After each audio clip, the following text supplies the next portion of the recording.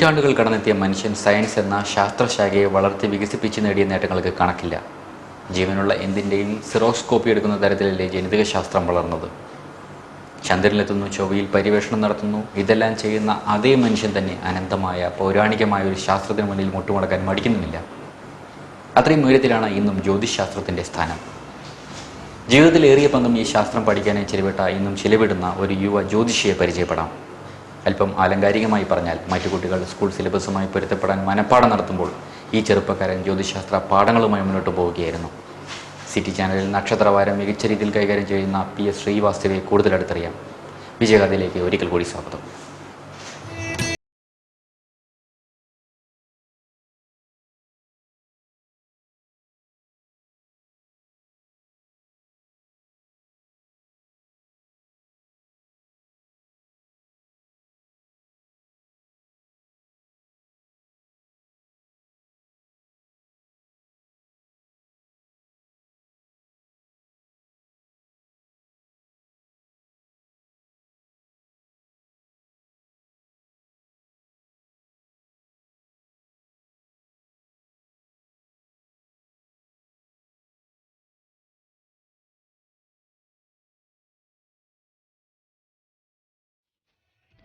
നെന്മാറയ്ക്കടുത്ത് അയിലൂരിലാണ് ശ്രീവാസ്തവയുടെ ജന്മസ്ഥലം. അധ്യാപകനായ പ്രഭാകരൻ്റെയും അംഗൻവാടി ടീച്ചറും B.Ed ബിരുദധാരിയുമായ അരുണകുമാരിയുടെയും മകൻ. അമ്മ വഴിക്കാണ് ശ്രീവാസ്തവയുടെ ജ്യോതിഷ പാരമ്പര്യം. മാതൃ സഹോദരനും ജ്യോതിഷരംഗത്തെ വൻ വ്യക്തിത്വവുമായ പാടൂർ ശ്രീ രാമദാസാണ് ഗുരു. 11 വയസ്സ് മുതൽ ശ്രീവാസ്തവ ജ്യോതിഷ പഠനം തുടങ്ങി. നമസ്കാരം, എൻ്റെ പേര് ശ്രീവാസ്തവ്. പാടൂർ രാമദാസ് ജ്യോത്സ്യരുടെ ശിക്ഷണത്തിലാണ് ജ്യോതിഷം അഭ്യസിച്ചിരിക്കുന്നത്. അദ്ദേഹത്തിൻ്റെ കീഴിൽ ഏകദേശം 10 വർഷത്തോളം ജ്യോതിഷം അഭ്യസിക്കാനുള്ള ഭാഗ്യം ഉണ്ടായി. ഇപ്പോഴും ജ്യോതിഷം പഠിച്ചുകൊണ്ടിരിക്കുക തന്നെയാണ്. ഒരു 4 വർഷത്തിന് മുൻപിലായിട്ട് ഇവിടെ ആലത്തൂരിൽ ഓഫീസ് ആരംഭിച്ചു. അമ്മാവൻ ജ്യോത്സ്യം നോക്കുന്ന സമയത്തിൽ ഒപ്പം ഇരുന്ന് അതിനുശേഷം അദ്ദേഹം വൈകുന്നേരത്ത് ഈ 2 ശ്ലോകം വീതം എഴുതി തരുമായിരുന്നു. പിറ്റേ ദിവസം അത് കാണാതെ പഠിച്ച് തിരിച്ച് ശ്ലോകം ചൊല്ലിക്കൊടുത്ത് പിന്നീടും വീണ്ടും നമ്മൾക്ക് എഴുതി തരികയായിരുന്നു ചെയ്തിട്ടുണ്ടായിരുന്നത്. അങ്ങനെയാണ് ജ്യോതിഷം പഠിച്ചുകൊണ്ടിരുന്നത്. പഠന സമയങ്ങളിൽ കാലത്ത് അതിരാവിലെ 4 മണിക്ക് തന്നെ എഴുന്നേറ്റ ശേഷം പഠിച്ചിരിക്കുന്നതായ പഴയ ശ്ലോകങ്ങളെല്ലാം തന്നെ വീണ്ടും ചൊല്ലി അഭ്യസിക്കുന്ന ഏർപ്പാടുണ്ടായിരുന്നു. ഇപ്പോഴും ഒരു പരിധിവരെ അതിന് കുറവൊന്നും സംഭവിച്ചിട്ടില്ല. അതായത് 4 വർഷം മുൻപാണ് ഞാൻ ഇവിടെ ഓഫീസ് ആരംഭിച്ചത്. അതിനുശേഷവും അദ്ദേഹത്തിൻ്റെ അടുത്ത് നിന്ന് ഇപ്പോഴും വിദ്യാഭ്യാസം ചെയ്യാൻ സാധിക്കുന്നുണ്ട്. അത് തീർച്ചയായും ദൈവാനുഗ്രഹം തന്നെയാണ്. കാരണം പ്രാക്ടീസ് തുടങ്ങുന്ന സമയത്തിൽ പഠിക്കാനുള്ള സാധ്യത വളരെ കുറവാണെന്ന് സമയത്തിന്റെ കുറവുകൾ വളരെയധികം അനുഭവപ്പെടും. ഓഫീസിലുള്ള കാര്യങ്ങൾക്ക് പുറമെ വീട്ടുകാര്യങ്ങൾ നോക്കി പിന്നീട് അതിനുശേഷം പഠിത്തത്തിലേക്ക് ഇറങ്ങാൻ പ്രയാസമായിരുന്നു. പക്ഷേ ഇപ്പോഴും എനിക്കത് കണ്ടിന്യൂ ചെയ്യാൻ സാധിക്കുന്നുണ്ട്. അക്കാലത്ത് തന്നെ ഉന്നത വിദ്യാഭ്യാസം നേടിയിരുന്ന അച്ഛൻ പ്രഭാകരൻ അറിയപ്പെടുന്ന CPM പ്രവർത്തകനായിരുന്നു. അന്നത്തെ നിലവച്ച് നിരീശ്വരവാദിയായതും സ്വാഭാവികം മാത്രം. എന്നാൽ ജ്യോതിഷത്തിലുള്ള മകന്റെ താല്പര്യം അറിഞ്ഞപ്പോൾ അദ്ദേഹം നിരുത്സാഹപ്പെടുത്തിയില്ല, പ്രോത്സാഹനം നൽകുകയും ചെയ്തു. പഠിപ്പും ജ്യോതിഷ പഠനവും ഒന്നിച്ച് നടപ്പില്ലെന്ന ഗുരുവിന്റെ വാക്കുകൾക്ക് മുന്നിൽ ശ്രീവാസ്തവയുടെ താല്പര്യം തന്നെ ജയിച്ചു. മിടുക്കനായ ഒരു കുട്ടിയുടെ പഠനം നിർത്തിയതിന്റെ പഴി സ്നേഹനിധിയായ അച്ഛൻ ഏറ്റെടുത്തു. അമ്മ അതിന് താങ്ങായി. ജ്യോതിഷ സംബന്ധമായിട്ടുള്ള പഠിക്കണം എന്നുള്ളൊരു ആഗ്രഹത്തോടു കൂടിയിട്ട് ഇറങ്ങിയ സമയത്ത് എല്ലാവിധ പിന്തുണയും പ്രഖ്യാപിച്ച് മുന്നിൽ നിന്നിരിക്കുന്നതായ അച്ഛൻ കഴിഞ്ഞ 3 മാസങ്ങൾക്ക് മുൻപാണ് മരിച്ചിരിക്കുന്നത്. അദ്ദേഹത്തിന്റെ താല്പര്യം തന്നെ ജ്യോതിഷത്തിൽ നല്ലൊരു രീതിയിലേക്ക് വരണം എന്നുള്ളതായിരിക്കുന്ന പൂർണ്ണമായിരിക്കുന്ന ആഗ്രഹം അദ്ദേഹത്തിന് ഉണ്ടായിരുന്നു. പഠിച്ചുകൊണ്ടിരുന്നത് 6ാം ക്ലാസ് വരെയാണ്. ആ സമയത്തിൽ എനിക്ക് പഠിത്തം തുടരാൻ സാധിച്ചുള്ളൂ.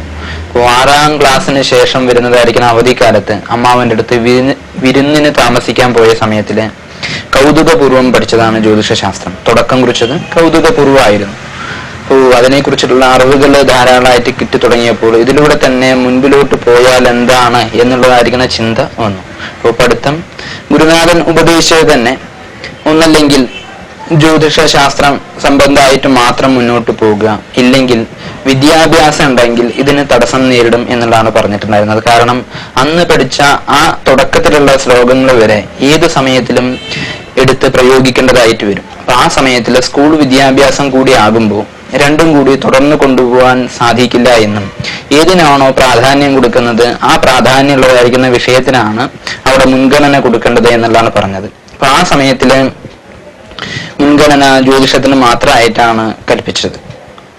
അപ്പം ജ്യോതിഷ സംബന്ധമായുള്ള പഠനം ആരംഭിക്കുമ്പോൾ ഏതെങ്കിലും ഒന്ന് മതി എന്നുള്ള തീരുമാനം വന്ന സമയത്തിൽ മനസ്സ് പതറിപ്പോയ സമയമായിരുന്നു. ഏത് വേണം എന്ന് തിരഞ്ഞെടുക്കാൻ കഴിയാത്ത സമയത്തിൽ, അതായത് ആ സമയത്തിൽ 1980-കളിൽ BEd കഴിഞ്ഞ് ഡിഗ്രി കഴിഞ്ഞ അച്ഛനും അമ്മയും വിദ്യാഭ്യാസം ഉള്ളതായിരിക്കുന്ന അച്ഛനും അമ്മയും അവർ പറഞ്ഞതാണ്, ജ്യോതിഷം പഠിക്കാൻ താല്പര്യം ഉണ്ടെങ്കിൽ ആ കാര്യത്തിൽ തന്നെ മുന്നിലോട്ട് പൊക്കോളൂ, എല്ലാ വിധത്തിലുള്ളതായിരിക്കുന്ന പിന്തുണയും നിനക്ക് ഞങ്ങൾ ഒപ്പത്തരാം എന്ന് പറഞ്ഞിട്ടുണ്ടായിരുന്നു. അപ്പോൾ ഗുരുസ്ഥാനത്ത് നിൽക്കുന്നതായിരിക്കുന്ന എന്നെ പഠിപ്പിച്ച മാഷുമാരും ടീച്ചർമാരും വീട്ടിൽ വന്ന് കാണുക വരെ ഉണ്ടായി. കാരണം 2ാം ക്ലാസ് മുതൽ തന്നെ പ്രസംഗം മറ്റുള്ള കാര്യങ്ങളിൽ അച്ഛൻ പങ്കെടുപ്പിച്ചിട്ടുണ്ടായിരുന്നു. അപ്പൊ അതിലൂടെ സദസ്സിനെ അഭിമുഖീകരിക്കാനും ആ സ്കൂളിലുള്ള വ്യക്തികളായിട്ട് നല്ല പോലെ അടുത്ത് ഇടപഴകാനും സാധിച്ചിരുന്നു. അപ്പോൾ മാഷുമാരായിട്ടും ടീച്ചർമാരായിട്ടും നല്ല ഒരു ബന്ധം ഉണ്ടായിരുന്നു ആ ചുരുങ്ങിയ കാലയളവിൽ തന്നെ.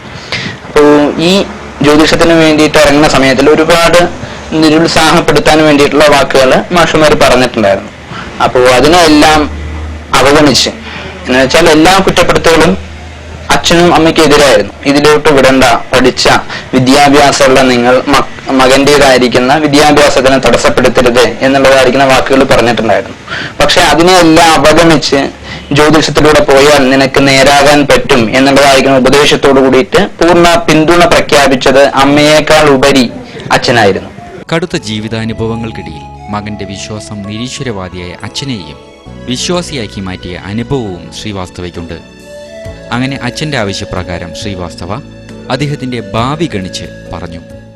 അച്ഛൻ ഡൽഹിയിലെ സ്റ്റെനോഗ്രാഫറായിട്ട് ജോലി ചെയ്തിട്ടുണ്ടായിരുന്നു. അതിനുശേഷം അവിടുത്തെ ജോലി വേണ്ടാന്ന് വെച്ച ശേഷമാണ് ഒരു ചിട്ടി സ്ഥാപനത്തിൽ തുടങ്ങി. ചിട്ടി സ്ഥാപനത്തിൽ വർക്ക് ചെയ്ത് അതിൻ്റെ ഓണർ പൈസ കൊടുക്കാതെ നാട്ടുകാരെ പറ്റിച്ച് മുങ്ങിയ സമയത്തിൽ അതിൻ്റെ ബാധ്യത മുഴുവൻ കൊടുത്തു തീർക്കേണ്ടതായിരിക്കുന്ന അവസ്ഥ അച്ഛന് വന്നിട്ടുണ്ടായിരുന്നു. ആ സമയത്തിൽ കയ്യിലുണ്ടായിരുന്ന സമ്പാദ്യങ്ങൾ മുഴുവൻ നഷ്ടപ്പെടുന്ന ഒരവസ്ഥയിലേക്ക് എത്തി. അപ്പൊ കുടുംബം തന്നെ മൊത്തത്തിലൊരു പരിതാപകരായിരിക്കുന്ന അവസ്ഥയിലേക്ക് വന്ന സമയത്തിൽ അമ്മാവനായിരിക്കുന്ന രാമദാസ് ജ്യോത്സ്യർ ആണ് ഞങ്ങളെ പൂർണ്ണമായിട്ടും സഹായിച്ചിട്ടുണ്ടായിരുന്നത്.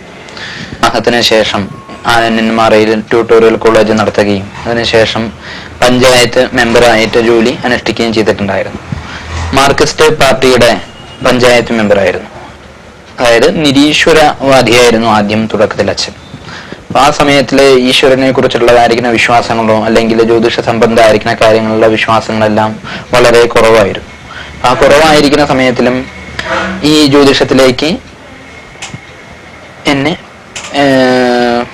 പഠിക്കുവാൻ വേണ്ടിയിട്ട്, അതായത് എൻ്റെ ആഗ്രഹം അങ്ങനെയാണെങ്കിൽ പഠിക്കാൻ വേണ്ടിയിട്ട് വിട്ടാക്കിയിട്ടുണ്ടായിരുന്നു. അതിനുശേഷം 1 വർഷത്തോളം കഴിഞ്ഞ ശേഷം അച്ഛനൊരു അസുഖം വന്ന സമയത്തിൽ, അതായത് ജസ്റ്റ് ഒരു 2-3 ദിവസത്തോളം നീണ്ടു നിൽക്കുന്നതായിരിക്കുന്ന പനി, അതായത് എത്ര പനി വന്നാലോ എന്ത് അസുഖങ്ങൾ വന്നാലോ വിശ്രമിക്കാത്ത വ്യക്തിയാണ്. അപ്പോൾ ആ വ്യക്തി ആ സമയത്തിൽ 2-3 ദിവസത്തോളം കിടക്കയിൽ തന്നെ കിടന്ന് കഴിച്ചു കൂട്ടേണ്ട അവസ്ഥ വന്നിട്ടുണ്ടായിരുന്നു. ബുദ്ധിമുട്ടായിരിക്കുന്ന സമയത്തിൽ എന്നെ കൊണ്ട് ആദ്യമായിട്ട് പ്രശ്നം വയ്ക്കാൻ വേണ്ടിയിട്ട് പറഞ്ഞു, ജ്യോതിഷം പ്രശ്നം വയ്ക്കാൻ വേണ്ടിയിട്ട് പറഞ്ഞിട്ടുണ്ടായിരുന്നു. അപ്പോൾ അത് വെച്ച സമയത്തിൽ ശാസ്താവിന്റെ അപ്രീതി കാണുന്നുണ്ട്, അയ്യപ്പസ്വാമിയുടെ മറവ് കാണുന്നുണ്ട്.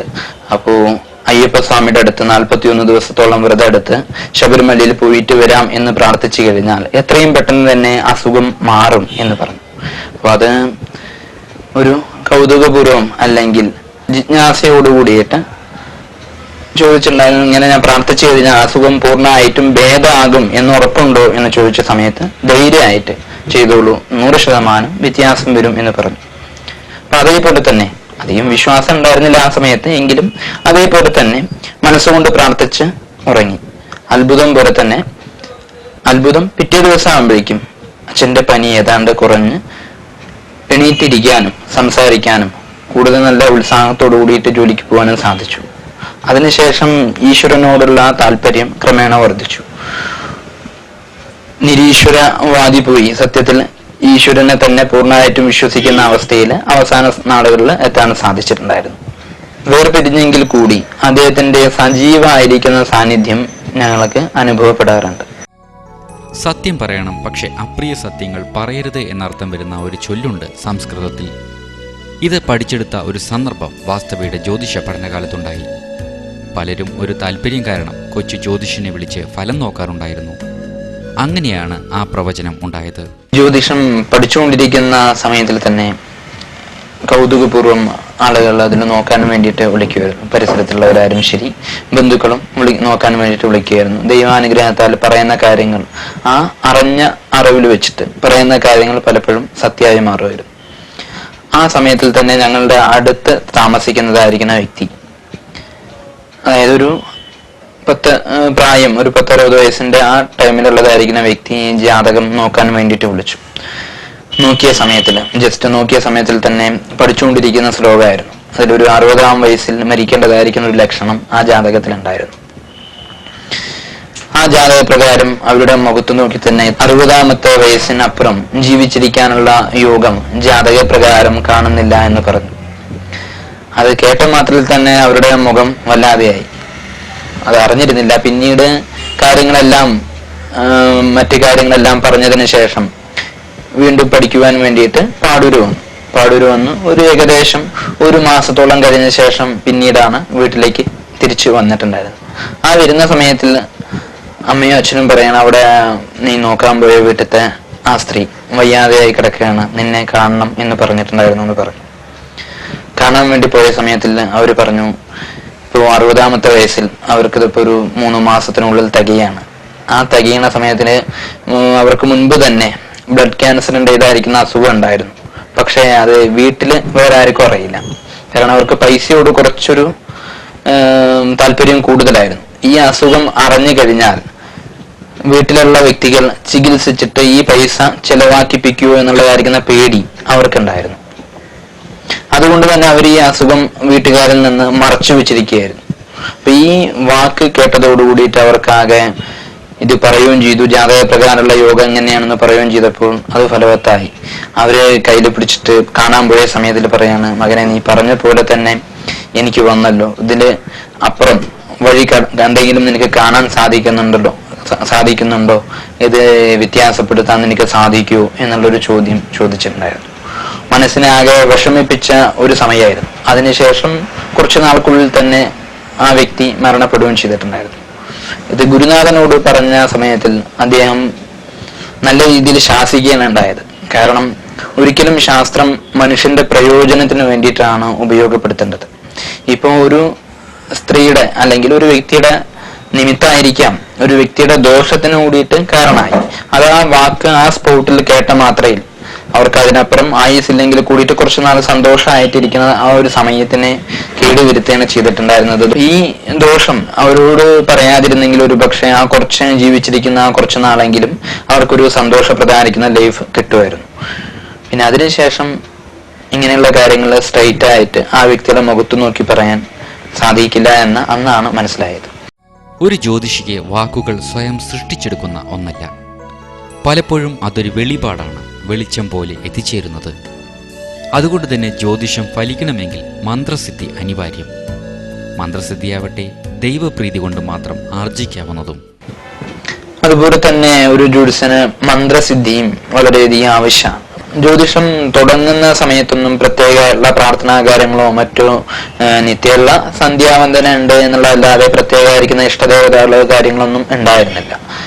അപ്പോൾ അതിൻ്റെതായിരിക്കുന്ന കുറവുകൾ അനുഭവപ്പെടാൻ തോന്നിയ സമയത്തിൽ ഏകദേശം ഒരു 2.5 വർഷങ്ങൾക്ക് മുൻപ് തന്നെ ജാതകം പരിശോധിപ്പിച്ച് ജാതകത്തിലെ 5-ാം ഭാവാധിപനായിരിക്കുന്ന ശുക്രന്റെ ഇഷ്ടദേവത, ശുക്രന്റെ ദേവനായിരിക്കുന്ന ഭഗവതീകാരകത്വം, ഭഗവതിയെ ഉപാസിച്ചു കഴിഞ്ഞാൽ നല്ല രീതിയിലുള്ളതായിരിക്കുന്ന മാറ്റങ്ങൾ ഉണ്ടാകുമെന്ന് ഗുരുനാഥൻ നിർദ്ദേശിച്ച പ്രകാരം ഞങ്ങളുടെ പരദേവതയായിരിക്കുന്ന ലോകപരമേശ്വരിയെ മനസ്സുകൊണ്ട് പ്രാർത്ഥിക്കാൻ തുടങ്ങിയ ശേഷം ഒരുപാട് മാറ്റങ്ങൾ ഉണ്ടാകാൻ തുടങ്ങി. പറയുന്ന കാര്യങ്ങൾക്ക് ഒരു ചിട്ടയും അടുക്കും, ആ പറയുന്ന കാര്യങ്ങൾ സത്യമാക്കി തീർക്കാനും ഒരു പക്ഷേ ശാസ്ത്രങ്ങളെക്കാൾ ഒരു പടി മുന്നിൽ മന്ത്രസിദ്ധി ഒരു ജ്യോത്സ്യന് ആവശ്യമാണ്. ഭഗവതി പ്രാർത്ഥനയിലൂടെ തന്നെ ഒരുപാട് ഗുണങ്ങൾ ഉണ്ടായിട്ടുണ്ട്. ഉദാഹരണത്തിന് ഒരു കഴിഞ്ഞ 4 മാസങ്ങൾക്ക് മുൻപ് 4-5 മാസങ്ങൾക്ക് മുൻപിലായിട്ട് ചിതലയിൽ നിന്നുള്ള കുറച്ച് വ്യക്തികളെ നോക്കാൻ വേണ്ടിയിട്ട് വന്നിട്ടുണ്ടായിരുന്നു. അപ്പോൾ ഓരോരുത്തരുടെയും നോക്കുന്ന സമയത്തിൽ, ഓരോ വ്യക്തികളുടെയും ജാതകം നോക്കിക്കൊണ്ടിരിക്കുന്ന സമയത്തിൽ എല്ലാവരുടെയും ഫലം പറഞ്ഞു 3 പേരാണ് വന്നിട്ടുണ്ടായിരുന്നത്. ആ ഒരാളുടെ കഴിഞ്ഞു ഫലങ്ങൾ കഴിഞ്ഞു, രണ്ടാമത്തെ ആളുടെ ഫലങ്ങളും കഴിഞ്ഞു, മൂന്നാമത്തെ ആളുടെ ജാതകം തരുമ്പോൾ അന്ന് നോക്കണ്ട, പിന്നീട് നോക്കാം. അതായത് അന്ന് വെള്ളിയാഴ്ച ദിവസമാണ് നോക്കാൻ വേണ്ടിയിട്ട് വന്നിട്ടുണ്ടായിരുന്നത്. അപ്പൊ വെള്ളിയാഴ്ച വേണ്ട, നിങ്ങൾ തിങ്കളാഴ്ച വരൂ, തിങ്കളാഴ്ച ദിവസം നോക്കിയിട്ട് ഫലം പറയാം എന്നുള്ളൊരു വാക്ക് വന്നു. അത് പറയുകയും ചെയ്തു അവരുടെ അടുത്ത്. അപ്പൊ അവരുടെ മനസ്സിൽ തോന്നിയ സംശയം എന്താണ്, ഇവർക്ക് രണ്ടുപേർക്കും മാത്രം നോക്കിയ ഞങ്ങൾക്ക് മാത്രം പിന്നീട് മാറ്റിവെക്കുന്നത്, അതായത് വേറൊരു ദിവസത്തിലേക്ക് മാറ്റിവെക്കുന്നത് എന്നുള്ളൊരു ചോദ്യം വന്നപ്പോൾ എന്തോ നോക്കാൻ തോന്നുന്നില്ല, പിന്നീട് വരൂ, ഇപ്പോ പറയാൻ സാധിക്കില്ല എന്ന് പറഞ്ഞിട്ട് തിരിച്ചയച്ചു. അവർ തിങ്കളാഴ്ച ദിവസം വന്നില്ല. അതിനുശേഷം ഒരാഴ്ചക്ക് ശേഷം അവരുടെ ഒപ്പം ഉണ്ടായിരുന്ന വ്യക്തിയാണ് നോക്കാൻ വേണ്ടിയിട്ട് വന്നത്. നോക്കാൻ വേണ്ടിയിട്ട് ഇവരുടെ കാര്യമല്ല, ആ ഒപ്പം ഉണ്ടായിരുന്ന വ്യക്തിയുടെ കാര്യം നോക്കുന്ന സമയത്തിൽ അയാളെ കുറിച്ച് അന്വേഷിച്ചപ്പോൾ നിങ്ങൾ പറഞ്ഞ പോലെ തന്നെ ആ ഞായറാഴ്ച ദിവസം ആ ചെറിയൊരു കുട്ടിയുണ്ട് അവർക്ക്. ആ കുട്ടിയും ഈ അമ്മയും കൂടിയിട്ട് നടന്നു പോകുമ്പോൾ ഒരു ടിപ്പർ ലോറി വന്ന് ഇടിച്ച് ആ കുട്ടി മരണപ്പെടുകയുണ്ടായി. അപ്പൊ ആ കുട്ടിയുടെ ജാതകമായിരുന്നു അന്ന് അവർ നോക്കാനുള്ള ഉദ്ദേശം ഉണ്ടായിരുന്നത്. എന്തൊക്കെയായാലും ജ്യോതിഷത്തിന്റെ പേരിൽ ഇന്ന് പല തട്ടിപ്പുകൾ നടക്കുന്നതും അന്ധവിശ്വാസം കൂടുന്നതിനെയും കുറിച്ച് തികച്ചും ബോധവാനാണ് ശ്രീ. ജ്യോതിഷം പലപ്പോഴും അധപതിക്കുന്നതിനും അന്ധവിശ്വാസം കൂടുന്നതിനുമുള്ള കാരണങ്ങളെക്കുറിച്ച് വ്യക്തമായ കാഴ്ചപ്പാടുമുണ്ട് ഈ ചെറുപ്പക്കാരന്. ഒരു എഞ്ചിനീയറിംഗ് ആണെങ്കിൽ, ഒരു എഞ്ചിനീയർ ആകണമെങ്കിൽ 5 വർഷ കോഴ്സ് എഞ്ചിനീയറിംഗ് പാസ്സാകണം. ഡോക്ടർ ആണെങ്കിൽ 5 വർഷം MBBS കഴിയണം. ഇത്രയൊക്കെ നിബന്ധനകളുള്ളപ്പോൾ ഒരു ജ്യോത്സ്യനാകണമെങ്കിൽ ഒന്നും ആകേണ്ടതില്ല, അല്ലെങ്കിൽ ഒന്നും പഠിക്കേണ്ടതില്ല എന്നുള്ള ഒരു അവസ്ഥയിലേക്ക് ഇന്ന് ജ്യോതിഷം മാറിയിട്ടുണ്ട്. കുറച്ചു ഭാഗങ്ങൾ മാത്രം പഠിച്ച് ജ്യോത്സ്യൻ എന്നുള്ള ബോർഡോട് കൂടിയിട്ടിരിക്കുന്ന വ്യക്തികളും വിരളമല്ല. അപ്പൊ ഒരുപാട് ജ്യോതിഷം ജീവിതമായി കരുതി ഇപ്പോഴും പഠിച്ചുകൊണ്ടിരിക്കുന്ന ഒരുപാട് വ്യക്തികളുണ്ട്. ഞാനും അതുപോലെ പഠിച്ചുകൊണ്ടിരിക്കുന്നുണ്ട്. അപ്പോൾ എല്ലാവർക്കും തന്നെ കളങ്കാക്കാൻ അല്ലെങ്കിൽ ജ്യോതിഷത്തിന്റെ മുഖച്ഛായയ്ക്ക് ദോഷം വരുത്തിക്കാൻ ഇത്തരക്കാർ ശ്രമിക്കുന്നത് കൊണ്ട് ആളുകളുടെ അഭിപ്രായത്തിൽ ജ്യോത്സ്യം തെറ്റാണ് എന്നോ അല്ലെങ്കിൽ ജ്യോത്സ്യം ശരിയല്ല എന്നുള്ള രീതിയിലുള്ള അഭിപ്രായങ്ങൾ ഒരുപാട് വന്നിട്ടുണ്ട്. ജ്യോതിഷത്തിൽ നിന്ന് ഒരുപക്ഷെ വിശ്വാസത്തെക്കാൾ കൂടുതൽ ആളുകൾക്ക് അന്ധവിശ്വാസങ്ങളും അബദ്ധധാരണകളും ഒരുപാടായിട്ടുണ്ട്. അപ്പൊ അതിനൊരു പരിധിവരെ ജ്യോതിഷന്മാരെ വളം വെച്ച് കൊടുത്തിട്ടുമുണ്ട്. ജ്യോതിഷ ശാസ്ത്രം ഒരിക്കലും തെറ്റായിട്ടുള്ള ശാസ്ത്രമല്ല. പക്ഷെ അത് കൈകാര്യം ചെയ്യുന്നതിലുള്ള പിഴവ് നിമിത്തം, അതായത് കൈകാര്യം ചെയ്യുന്ന ജ്യോതിഷികളുടെ പിഴവ് നിമിത്തം ഈ ശാസ്ത്രം പലപ്പോഴും അബദ്ധ ധാരണകളിൽ എത്തിയിട്ടുണ്ട്. അതിനുള്ള പരിഹാരം ശരിയായ രീതിയിലുള്ള ഒരു ദൈവജ്ഞനെ കാണുക എന്നുള്ള മാത്രമാണ്. അന്ധമായി ജ്യോത്സ്യനെ വിശ്വസിക്കുന്നതിനേക്കാൾ ഉപരി ജ്യോതിഷ ശാസ്ത്രത്തിനെ വിശ്വസിക്കുകയാണ് ഇതിനുള്ള പ്രതിവിധി. ജ്യോതിഷ ശാസ്ത്രം ഒരു ജ്യോത്സ്യൻ പറയുന്ന സമയത്തിൽ തന്നെ ആ ജ്യോതിഷത്തിനെ കുറിച്ച് മനസ്സിലാക്കാൻ വേണ്ടിയിട്ട് എന്തുകൊണ്ടാണ് ആ ദോഷം പറയുന്നത് എന്ന് ആ ജ്യോത്സ്യനോട് തിരിച്ചു ചോദിക്കേണ്ട ഒരവസ്ഥ കൂടിയിട്ട് നമ്മളുടെ അറിവും ബോധവും നമ്മൾക്ക് വരിക തന്നെ വേണം. നമ്മളുടെ പാരമ്പര്യം അനുസരിച്ച് തന്നെ ഋഷിവര്യന്മാർ എഴുതിയിരിക്കുന്നതായ ഈ നമ്മളുടെ സംസ്കാരത്തിൽ ഒന്നായിരിക്കുന്ന ഈ ജ്യോതിഷ ശാസ്ത്രം നമ്മൾ മനസ്സിലാക്കുന്നതിൽ തെറ്റില്ല, മനസ്സിലാക്കുക തന്നെ വേണം. ഇത്രത്തോളം ഗുണപ്രദമായിരിക്കുന്ന ഈ ശാസ്ത്രത്തിനെ കുറിച്ച് സാധാരണക്കാര് വരെ മനസ്സിലാക്കുന്നത് ഏറ്റവും ഗുണപ്രദമാണ്. ഇന്ന് അതിനുള്ളതായിരിക്കുന്ന സംവിധാനം എല്ലായിടത്തും ഉണ്ട്. മാസികയിലൂടെ ആയാലും ശരി, അല്ലെങ്കിൽ പുസ്തകങ്ങളിലൂടെ ആയാലും ശരി, ജ്യോതിഷത്തിനെ കുറിച്ചുള്ള അറിവുകൾ എല്ലാവിടെ നിന്നും നമ്മൾക്ക് കിട്ടാറുണ്ട്. പണ്ട് കാലത്തിൽ ഇതായിരുന്നില്ല സ്ഥിതി. അന്ന് ഒരു വിഭാഗം മാത്രം ആളുകൾ അത് പഠിക്കുകയും അവരുടെ കീഴിലുള്ള വ്യക്തികൾക്ക് മാത്രം അഭ്യസിപ്പിച്ചു കൊടുക്കുകയുമായിരുന്നു.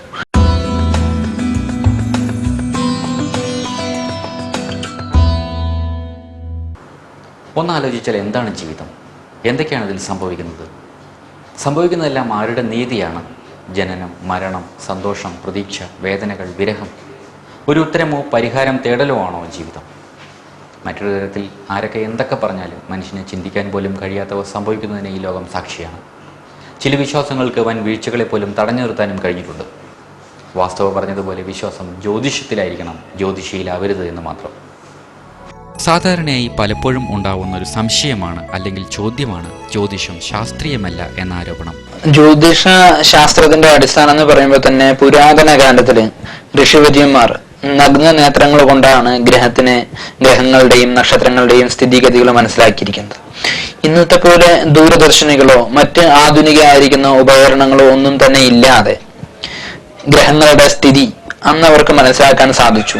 ഇന്നിന്ന ഭാഗത്തിലൂടെയാണ് അത് സഞ്ചരിക്കുന്നതെന്നും അതിലൂടെ ഇന്നിന്ന മാറ്റങ്ങൾ വരുത്തിക്കാൻ സാധിക്കുമെന്നും അവർ മനസ്സിലാക്കിയിട്ടുണ്ടായിരുന്നു. പ്രത്യേകിച്ചിട്ട് ചന്ദ്രന്റെ വേലിയേറ്റ സമയങ്ങളിൽ കടലിലുണ്ടാകുന്ന പരിവർത്തനങ്ങളും കാര്യങ്ങളും മറ്റുമെല്ലാം ഇതിന് ഉദാഹരണങ്ങളാണ്. അവര് അതുപോലെ തന്നെ സൂര്യഗ്രഹണം ഇത്ര ടൈമിൽ നടക്കും, ഇത്ര സമയത്തിൽ അസ്തമനം ഉണ്ടാകും, അതേപോലെ തന്നെ ഭൂകമ്പങ്ങളും ഉൽക്കാപാതങ്ങളും ഇതെല്ലാം അവർക്ക് ഗണിച്ചെടുക്കാൻ സാധിച്ചിട്ടുണ്ടായിരുന്നു. യാതൊരുവിധ ആധുനിക ഉപകരണങ്ങളും ഇല്ലാതെയാണ് അത് എഴുതി വെച്ചിരിക്കുന്നത്. അതേപോലെ തന്നെ ഇപ്പോഴും ഇത്ര വർഷങ്ങൾ കഴിഞ്ഞു കഴിഞ്ഞാലും സൂര്യഗ്രഹണം ഇന്ന സമയത്തിലാണ് വരാൻ സാധിക്കുക എന്നുള്ളത് ജ്യോതിഷ പണ്ഡിതന്മാർ എഴുതി വെച്ചിരിക്കുന്നതായ കാര്യമാണ്. അത് ഇന്നത്തെ ശാസ്ത്രം ആ കാര്യങ്ങളെല്ലാം തന്നെ അംഗീകരിച്ചിട്ടുമുണ്ട്. അപ്പോൾ ജ്യോതിഷ ശാസ്ത്രം ഒരിക്കലും തെറ്റായിരിക്കുന്ന ശാസ്ത്രമല്ല, അത് കറക്റ്റായിരിക്കുന്ന ശാസ്ത്രം തന്നെയാണ് ജ്യോതിഷവിധി പ്രകാരം. അതിന് മറുപടി പറയുമ്പോൾ തന്നെ വ്യത്യസ്ത ജ്യോതിഷികൾ ഒരു ജാതകത്തിന് തന്നെ വ്യത്യസ്ത അഭിപ്രായങ്ങൾ പറയുന്നതിന്റെ വൈരുദ്ധ്യത്തെക്കുറിച്ചും അതിന്റെ കാരണത്തെക്കുറിച്ചുമായി സംശയം.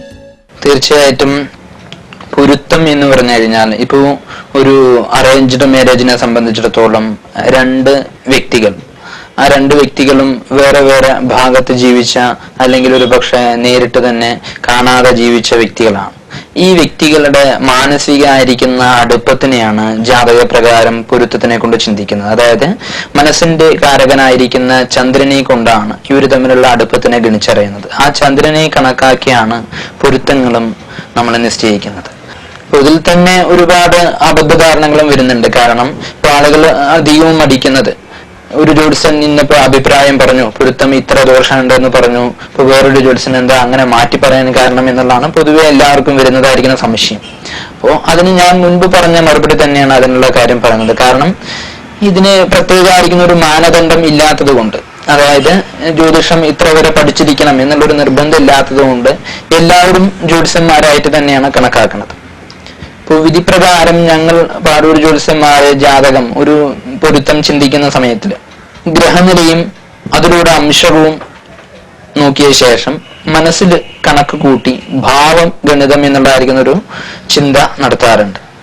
അപ്പോൾ ഈ ഭാവഗണിത പ്രകാരം കൂടി ചിന്തിക്കുമ്പോൾ ഒരു ദോഷമുള്ള ജാതകം ചിലപ്പോൾ ശുദ്ധജാതകമായി മാറിയെന്ന് വരും, ഇല്ലെങ്കിൽ ശുദ്ധജാതകമായിരിക്കുന്ന ജാതകം ഒരു ദോഷമായി വരും. അപ്പൊ അങ്ങനെ വരുന്ന മാറ്റങ്ങൾ കുറച്ചുകൂടി പഠിച്ചാൽ മാത്രമാണ് മനസ്സിലാക്കാൻ സാധിക്കുകയുള്ളൂ. പല ജ്യോത്സ്യന്മാർക്കും ഭാവഗണിതം എന്ന് പറയുമ്പോൾ തന്നെ അതെന്താണെന്ന് വരെ അറിയാത്ത ജ്യോത്സ്യന്മാരുണ്ട്. അപ്പോൾ അതുകൊണ്ടാണ് ഈ ശുദ്ധജാതകം പോയി ഒരു ദോഷമാകുന്നതും ഒരു ദോഷം പോയിട്ട് ശുദ്ധജാതകക്കായി മാറുന്നതും. ഇപ്പൊ ജാതക ചർച്ച നോക്കുമ്പോൾ ഭാവഗണിതത്തിനും നല്ല പോലുള്ളതായിരിക്കുന്ന പ്രാധാന്യമുണ്ട്. അതായത് ഒരു കുറിപ്പ് അതിൽ ഗ്രഹനില മാത്രം പോരാ, ഗ്രഹനിലയും അംശകവും പ്രാധാന്യം അർഹിച്ചിട്ടുണ്ട്. ഈ രണ്ട് കുറിപ്പും കൂടി ചേരുമ്പോഴാണ് അതിനെ ഭാവഗണിതം നമ്മൾക്ക് ഉണ്ടാക്കാൻ സാധിക്കുകയുള്ളൂ. ജാതകത്തിൽ ഗുണം പ്രവചിക്കുകയും ഫലത്തിൽ അത് അനുഭവത്തിൽ വരാതിരിക്കുകയും ചെയ്താലോ? ജാതകം മാത്രം പോരാ, അതിന് പ്രശ്നം വയ്ക്കണമെന്ന് എത്ര പേർക്കറിയാം? ചില വ്യക്തികൾ ചോദിക്കാറുണ്ട്, ഇപ്പോൾ നല്ല സമയമാണ് ജാതക പ്രകാരം നടന്നുകൊണ്ടിരിക്കുന്നത്, ശുക്രദശയാണ് അല്ലെങ്കിൽ വ്യാഴദശാകാലമാണ്, ഈ സമയത്തിലൊക്കെ ജാതകത്തിൽ എഴുതിയിട്ടുണ്ട് ഗുണാനുഭവങ്ങൾ വരണം എന്നുള്ളതായിരിക്കുന്ന സമയമാണ് നടന്നുകൊണ്ടിരിക്കണമെങ്കിൽ കൂടിയിട്ട് ഞങ്ങൾക്ക് ഗുണപ്രദമായിരിക്കുന്ന കാര്യങ്ങളൊന്നും തന്നെ സംഭവിക്കുന്നില്ലല്ലോ, അപ്പോൾ ജാതകത്തിൽ എഴുതിയത് മുഴുവൻ സംഭവിക്കുന്നില്ലല്ലോ എന്നുള്ളത് ചോദിക്കാറുണ്ട്. പക്ഷെ ജാതക പ്രകാരം ഇപ്പൊ മുൻപ് പറഞ്ഞ പോലെ കഴിഞ്ഞ ജന്മത്തിൽ ചെയ്തിരിക്കുന്നതായ പുണ്യപാപ പ്രവൃത്തികളാണ് ജാതകത്തിൽ വരുന്നത്. പക്ഷെ നമ്മൾ ഈ ശക്തിയേറിയ പുണ്യപാപങ്ങൾ ഈ ജന്മത്തിൽ ചെയ്തിരിക്കുന്ന ശക്തിയേറിയ പുണ്യപാപ പ്രവൃത്തികൾ ഈ ജന്മത്തിൽ തന്നെ അനുഭവിക്കുമെന്നും പറഞ്ഞിട്ടുണ്ട്. നമ്മൾ കർമ്മം ചെയ്യാതിരിക്കുന്നില്ല, കർമ്മങ്ങൾ ചെയ്തുകൊണ്ടിരിക്കുന്നുണ്ട്. അപ്പൊ ഈ കർമ്മത്തിലൂടെയുള്ള ശുഭാശുഭ ഫലങ്ങളും നമ്മൾക്ക് അനുഭവവേദിയാകും. അത് മാത്രമല്ല, ജാതകപ്രകാരം എത്ര കണ്ട് നല്ല സമയമാണെങ്കിൽ കൂടി പൂർവികമായിട്ട് അവരുടെ ധർമ്മദൈവങ്ങളുടേതായിരിക്കുന്ന പ്രസാദം കുറവാവുകയോ അല്ലെങ്കിൽ പിതൃകോപങ്ങളോ സർപ്പദോഷങ്ങളോ എല്ലാം ഉണ്ടെങ്കിൽ, ദുരിതങ്ങൾ ഉണ്ടെങ്കിൽ ആ ദോഷങ്ങൾ മുഖാന്തിരം ജാതകപ്രകാരമുള്ള ഗുണാനുഭവങ്ങളെ വരെ നിഷ്പ്രഭമാക്കി തീർക്കുകയാണ് ചെയ്യുക. അപ്പൊ അവരുടെ പൂർവികമായിരിക്കുന്ന ആ ബലം വരുത്തിച്ചെടുക്കാൻ, ധർമ്മദൈവങ്ങളുടേതായിരിക്കുന്ന പ്രസാദങ്ങൾ വരുത്തിച്ചെടുക്കാനും പിതൃപ്രീതികൾ വരുത്തിച്ചെടുക്കാനും ശ്രമിക്കുന്നത് ജാതകത്തിലുള്ള ഗുണാനുഭവങ്ങളെ മുഴുവൻ ചെയ്യും. ഒപ്പം ഇരിക്കുന്ന ഗ്രഹം വാസ്തു സംബന്ധമായിട്ട് ദോഷമുണ്ടോ എന്നുള്ള കൂടിയിട്ട് പരിശോധിക്കേണ്ടതാണ്. വാസ്തു സംബന്ധമായിട്ടുള്ള ദോഷങ്ങൾ ഉണ്ടെങ്കിലും ഈ പറഞ്ഞ രീതിയിലുള്ള ദോഷാനുഭവങ്ങൾ ഉണ്ടാകും. അതില് ജാതകപ്രകാരം എത്ര കണ്ട് ഗുണാഭിവൃദ്ധി ഉണ്ടാവുമെങ്കിൽ കൂടിയിട്ട് ഇതിലുള്ള ഈ ദോഷങ്ങൾ ഉണ്ടെങ്കിൽ, ഗ്രഹത്തിലുള്ള ദോഷങ്ങൾ ഉണ്ടെങ്കിലും ശരി,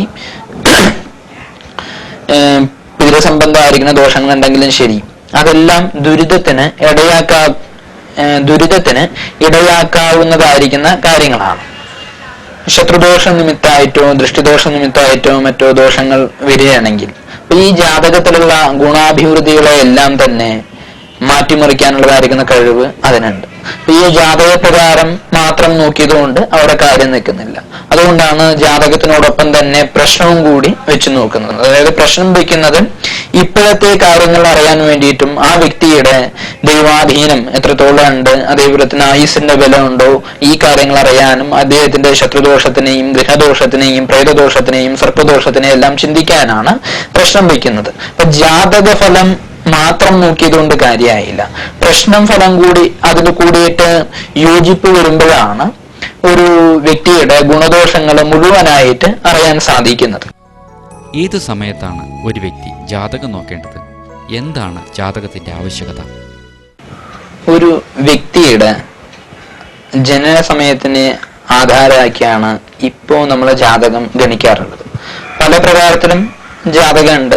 ആധാന ലഗ്നം തുടങ്ങിയിട്ട് കുട്ടി പിറന്നു വീഴുന്ന സമയവും അതേപോലെ തന്നെ കരയുന്ന സമയത്തിന് ആധാരമാക്കിയിട്ടും ജാതകം എഴുതാറുണ്ടെങ്കിൽ കൂടിയിട്ട് കം ജാത ആ ജാതകം എന്ന് പറയുമ്പോൾ നമ്മളിപ്പോ പൊതുവെ ആചരിച്ചു വരാറുള്ളത് കം എന്നാൽ തലയാണ്. തല പുറത്ത് കാണുന്നതായിരിക്കുന്ന സമയം എഴുതപ്പെടുന്നതാണ് ജാതകം.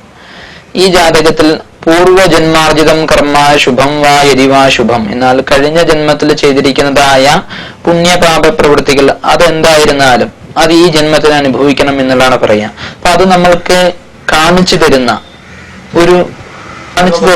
ഒരു പത്രിക, അതായത് ജന്മപത്രികയാണ് ജാതകം. അപ്പൊ ഈ ജാതകം ഒരാളുടെ അപ്പോഴത്തേതായിരിക്കുന്ന സമയത്തിനെയും കാര്യത്തിനെയും എല്ലാം അറിയാൻ സാധിക്കും, ജാതകത്തിലൂടെ അറിയാൻ സാധിക്കും. ഇരുട്ടിൽ ഒരു നല്ലൊരു വെളിച്ചത്തിന്റെ ഫലമാണ് ജാതകം നമ്മൾക്ക് പ്രദാനം ചെയ്യാം. എഴുതുന്നതിന്റെ അല്ലെങ്കിൽ ജാതകം നോക്കുന്നതിന്റെ അടിസ്ഥാനം തന്നെ നമ്മൾക്ക് വരുന്നതായിരിക്കുന്ന ദുരിതങ്ങളോ അല്ലെങ്കിൽ ദുരന്തങ്ങളോ എല്ലാം തന്നെ മുൻകൂട്ടി അറിയാൻ വേണ്ടിയിട്ടാണ് നോക്കുന്നത്. പക്ഷെ നിർഭാഗ്യവശാൽ ഇപ്പോൾ എല്ലാവരും അതിലെല്ലാം ബുദ്ധിമുട്ടുകളെല്ലാം വന്ന ശേഷമാണ് ഒരു ജ്യോത്സ്യനെ കാണുവാൻ വേണ്ടിയിട്ട് വരുന്നത്. അപ്പോൾ വർഷത്തിൽ ഒരു പ്രാവശ്യമെങ്കിലും കുറച്ചൊരു നാളെങ്കിലും പ്രധാനമായിട്ടും എല്ലാവരുടെയും ജാതകം ഒന്ന് നോക്കുന്നത് ഗുണപ്രദമാണ്. കുടുംബത്തിലുള്ള വ്യക്തികളുടെ എങ്ങനെയാണ് സമയങ്ങൾ, എങ്ങനെയാണ് വിദ്യാഗുണമുണ്ടോ അല്ലെങ്കിൽ അവരുടെ ആയുസ്സിന് ബലമുണ്ടോ എന്നുള്ള കാര്യങ്ങളെല്ലാം നോക്കി മനസ്സിലാക്കി വെച്ചിരിക്കുന്നത് ഏറ്റവും ഗുണപ്രദമാണ്. നിമിത്തങ്ങൾക്ക് ജ്യോതിഷത്തിൽ വലിയ പ്രാധാന്യമുണ്ടെന്നാണ് ശ്രീയുടെ പക്ഷം. നിമിത്തങ്ങൾ വെച്ച് ജ്യോതിഷ ഗ്രന്ഥങ്ങളിൽ പറയാത്ത പ്രവചനങ്ങൾ കൂടി കഴിയുമെന്നും തനിക്ക് അനുഭവമുണ്ടെന്നും അദ്ദേഹം പറയുന്നു. ജ്യോതിഷ സംബന്ധമായിട്ട് ജ്യോതിഷ ശാസ്ത്രം പഠിച്ച് ഫലം പറയുമ്പോൾ ജ്യോതിഷ ശാസ്ത്രം പ്രയോജനം ചെയ്യുന്നതിനോടൊപ്പം തന്നെ ദൈവികമായിരിക്കുന്ന അനുഗ്രഹത്തോടു കൂടി ചില നിമിത്തങ്ങൾ, അത് ദൈവമായിട്ട് തരുന്നതായിരിക്കുന്ന നിമിത്തങ്ങളും നമ്മൾക്ക് കിട്ടും. ഉദാഹരണത്തിന് പറയുകയാണെങ്കിൽ നോക്കിക്കൊണ്ടിരിക്കുന്ന സമയത്ത് ജ്യോതിഷം ഒരു വ്യക്തിയുടെ നോക്കിക്കഴിഞ്ഞു, രണ്ടാമത് ആരംഭിക്കുകയാണ്, അവരുടെ വീട്ടിൽ പോയിട്ടാണ് നോക്കുന്ന സമയത്തിൽ അപ്പോൾ ആ വ്യക്തി പറയുകയാണ് എൻ്റെ പ്രശ്നം വയ്ക്കണം, എനിക്ക് എൻ്റെ കാര്യം അറിയണം എന്നുള്ള നോക്കുന്ന സമയത്തിൽ പ്രശ്നം വയ്ക്കുമ്പോൾ തന്നെ ഒരു വിളി കേൾക്കുകയാണ്. അതായത് ഒരു വ്യക്തി വേറൊരു വ്യക്തിയെ വിളിച്ചുകൊണ്ടിരിക്കുന്നത് ആ ഒരു വിളി കേൾക്കുകയാണ്. കേൾക്കുന്ന സമയത്തിൽ നമ്മളുടെ മനസ്സിലെ ധാരണ എന്തോ ഇവർ അന്വേഷിച്ചു കൊണ്ടിരിക്കുകയാണല്ലോ എന്നുള്ളൊരു ധാരണയാണ് ആദ്യം തന്നെ വന്നത്. പ്രശ്നം വെച്ചപ്പോൾ തന്നെ വ്യാഴപ്രസാദം വ്യാഴൻ, അതായത് ഞങ്ങളുടെ ഗ്രഹനില പ്രകാരം വ്യാഴൻ മറവിലായിരിക്കുന്ന പ്രശ്നമാണ് കിട്ടിയിരിക്കുന്നത്. വ്യാഴനെ കൊണ്ട് സ്വർണത്തിനെയാണ് ചിന്തിക്കുക. അപ്പോൾ ആദ്യം ചോദ്യം തന്നെ അവരോട് ചോദിക്കുകയാണ്, നിങ്ങളുടെ സ്വർണ്ണ സംബന്ധമായിരിക്കുന്ന എന്തെങ്കിലും കളവ് പോയിട്ടുണ്ടോ എന്നുള്ളതാണ് ആദ്യ ചോദ്യം തന്നെ വന്നത്. അപ്പോൾ അവിടെ അവർക്ക് വലിയ രീതിയിലുള്ള അത്ഭുതമായി. കാരണം അവരുടെ കുട്ടിയുടെ സ്വർണ്ണമാല കാണാഞ്ഞിട്ടാണ് അവർ പ്രശ്നം വയ്ക്കാൻ വേണ്ടിയിട്ട് നോക്കിയ സമയത്ത് ആദ്യത്തെ ചോദ്യം തന്നെ ഇങ്ങനെ വന്നത് അത് ദൈവികമായിരിക്കുന്ന കഴിവാണ്. കഴിവെന്ന് വെച്ചാൽ നിമിത്താണ്, ഭഗവാൻ തരുന്ന നമ്മളെ അറിയിപ്പിക്കുന്നതായിരിക്കുന്ന ഒരു കാര്യമാണ്. അപ്പം ഇതിൽ ജ്യോതിഷശാസ്ത്രത്തിൽ പറഞ്ഞിട്ടില്ല വ്യാഴൻ 6 വന്നു കഴിഞ്ഞാൽ അല്ലെങ്കിൽ ഗുരുപ്രസാദം മറിഞ്ഞു കഴിഞ്ഞാൽ ഈ സ്വർണം കാണാതെ പോയി എന്നുള്ളതായിരിക്കുന്ന ഫലം ഇല്ല. എന്നിരുന്നാൽ കൂടിയിട്ട് ആ സമയത്തിൽ മനസ്സിൽ തോന്നിപ്പിക്കുന്നതായിരിക്കുന്ന കാര്യം, ഇങ്ങനെയുള്ള ഒരുപാട് നിമിത്തങ്ങളെ കൊണ്ടുള്ളതായിരിക്കുന്ന ഫലങ്ങളിൽ വ്യത്യാസം ഒരുപാട് വന്നിട്ടുണ്ട്. അപ്പോൾ തൽക്കാലമായിരിക്കുന്ന അപ്പോഴത്തെ സ്ഥിതിവിശേഷങ്ങൾ മനസ്സിലാക്കിയിട്ടും ഒരു ജ്യോത്സ്യം ഫലം പറയേണ്ടതായിട്ടുണ്ട്. ശ്രീയുടെ പ്രോത്സാഹനവും ധൈര്യവും അനുഗ്രഹവും ഇന്ന് അമ്മയാണ്. ഇതാണ് എൻ്റെ അമ്മ, അരുണകുമാരി എന്നാണ് പേര്. അടുത്തുള്ള അംഗനവാടിയിൽ ടീച്ചറായിട്ട് വർക്ക് ചെയ്യാണ്. 12 വർഷത്തോളമായി ടീച്ചറായിട്ട് വർക്ക് ചെയ്തുകൊണ്ടിരിക്കുന്നു. പെങ്ങള്. എൻ്റെ പേര് പ്രിയങ്ക. ഞാൻ BSc IT 3rd സെം പഠിക്കുന്നു. എലവഞ്ചേരിയിലാണ് പഠിക്കുന്നത്. ഇനിയൊരു മൂത്ത പെങ്ങൾ കൂടിയുണ്ട്. അദ്ദേഹം ഭർത്താവിൻ്റെ വീട്ടിലാണ്, കല്യാണം കഴിഞ്ഞിരിക്കുകയാണ്. BEd കഴിഞ്ഞ് ടീച്ചറായിട്ട് വർക്ക് ചെയ്യാണ്. എൻ്റെ മകൻ്റെ ഇഷ്ടപ്രകാരം ഞങ്ങൾ ഈ ഫീൽഡിലേക്ക് എൻ്റെ മകനെ തിരിച്ചതാണ്. ഞാനും എൻ്റെ ഭർത്താവ് കൂടെ എടുത്ത തീരുമാനമാണ്. പക്ഷെ ഇത് കാണാനുള്ള ഭാഗ്യം അദ്ദേഹത്തിന് ഇല്ലാണ്ട് പോയി. അതിന് മാത്രമേ വിഷമമുള്ളൂ. എൻ്റെ മകൻ്റെ ഉയർച്ച കാണാൻ അദ്ദേഹത്തിന് കാണാൻ സാധിച്ചില്ല. അതിന് മാത്രം ഞങ്ങൾക്ക് സങ്കടമുള്ളൂ. എൻ്റെ മകൻ ഉയർന്നുകൊണ്ടേ ഇരിക്കട്ടെ, അത്രമാത്രം ആശംസിച്ചു കൊള്ളുന്നു. എൻ്റെ മകൻ എന്നെന്നും നന്നായി ഈ ഫീൽഡിൽ നന്നായി ഉയർന്നു വരെന്ന് ഞങ്ങൾ ആഗ്രഹിക്കുന്നു. കഴിഞ്ഞ 4 വർഷമായി ശ്രീവാസ്തവ് ആലത്തൂരിൽ തൻ്റെ സേവനം തുടങ്ങിയിട്ട് ഇതിനകം തന്നെ വളരെ വലിയൊരു സമൂഹത്തിൻ്റെ വിശ്വാസം ആർജിക്കാൻ ഈ ചെറുപ്പക്കാരന് കഴിഞ്ഞിട്ടുണ്ട്. അതിന് വലിയൊരു കാരണം ജ്യോതിഷ പഠനവും ഈശ്വര സേവയും ഗുരു കാരണവന്മാരുടെ അനുഗ്രഹവും തന്നെയാണെന്ന് ശ്രീ സമ്മതിക്കുന്നു. വളരെ വലിയ ജ്യോതിഷികൾക്ക് മാത്രം നേതൃത്വം നൽകാൻ കഴിയുന്ന അഷ്ടമംഗല്യ പ്രശ്നം നടത്താൻ കഴിയുന്ന തരത്തിൽ അറിവും പാണ്ഡിത്യവും ആർജിക്കണമെന്നാണ് ശ്രീയുടെ ലക്ഷ്യം. അതിനുള്ള സാധനയിലാണ് ശ്രീ. വിശ്വാസ സമൂഹത്തിന് നന്മയും നിർവഴിയും കാണിക്കാൻ നക്ഷത്ര ദൈവങ്ങൾ ഉത്സാഹിയായി ചെറുപ്പക്കാരനെ അനുഗ്രഹിക്കട്ടെ. നന്ദി, നമസ്കാരം. ജീവിതത്തിലെ പ്രധാനമായിരിക്കുന്ന ലക്ഷ്യം എന്ന് പറയുമ്പോൾ അഷ്ടമംഗല്യ പ്രശ്നത്തിന് നേതൃത്വം കൊടുക്കണം എന്നുള്ളതാണ് ഏറ്റവും വലുതായിരിക്കുന്ന ജീവിത സാഫല്യം, ജീവിത ആഗ്രഹമായിട്ട് കണക്കാക്കുന്നത്. അതിനു വേണ്ടിയിട്ടുള്ള പരിശ്രമങ്ങൾ ഒരുപാട് നടന്നുകൊണ്ടിരിക്കുന്നുണ്ട്. നിത്യവും നല്ല രീതിയിൽ കഴിയുന്ന പ്രകാരം ജ്യോതിഷം അഭ്യസിച്ചുകൊണ്ടിരിക്കുന്നുണ്ട്. ഇപ്പോഴും ദൈവപ്രശ്നം എന്നുള്ളതായിരിക്കുന്ന പുസ്തകമാണ് പഠിച്ചുകൊണ്ടിരിക്കുന്നത്. അതിനുശേഷം അതോടുകൂടി നിർത്താൻ വേണ്ടിയിട്ട് ഉദ്ദേശിക്കുന്നില്ല. വീണ്ടും എത്രത്തോളം ജ്യോതിഷത്തിൽ അറിവ് സമ്പാദിക്കാൻ പറ്റുമോ അത്രത്തോളം അറിവ് സമ്പാദിക്കാൻ വേണ്ടിയിട്ടാണ് ശ്രമിക്കുന്നത്.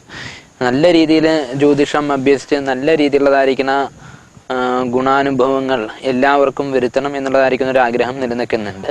ശ്രീമാതാ ശ്രീ മഹാരാജ്ഞി ശ്രീമൽ സിംഹാസനീശ്വരി ചിദഗ്നികുണ്ഡ സംഭൂത ദേവകാര്യ സമുദ്യത ഉദ്യദ്ഭാനുസഹസ്രാഭാ ചതുർബാഹു സമന്വിത രാഗസ്വരൂപ പാഷാഢ്യ ക്രോധാകാരാങ്കുശോജ്വല മനോരൂപേക്ഷുകോദണ്ഡ പഞ്ചതന്മാത്ര സായക നിജാരുണപ്രഭാപൂരമജ്ജത് ബ്രഹ്മാണ്ഡമണ്ഡലാം ചമ്പകാശോകപുന്നാഗ സൗഗന്ധീകലസൽക്കജാം കുരുവിന്ദമണിശ്രേണി കനത്കോടീരമണ്ഡിതാം.